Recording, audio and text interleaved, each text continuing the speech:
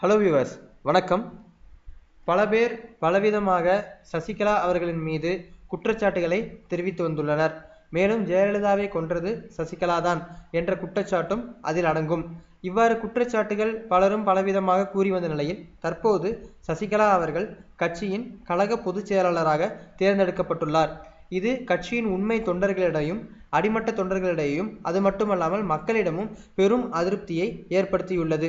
மேலும் யார் வேண்டுமானாலும் கட்சி ஆட்சி பொறுப்பை ஏற்றுக்கொள்ளலாம் என்ற நிலையே நிலவுவதாக மக்கள் தெரிவித்துக் கொண்டிருக்கிறார்கள்.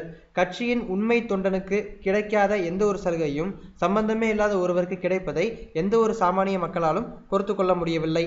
அது மட்டுமல்லாமல் தற்போது நடக்கவிருக்கும் தேர்தலில் அல்லது தற்போது வரவிருக்கும் தேர்தலில் மக்கள் அவர்களது அதிருப்தியை காட்டுவார்கள் என எதிர்பார்க்கப்படுகிறது.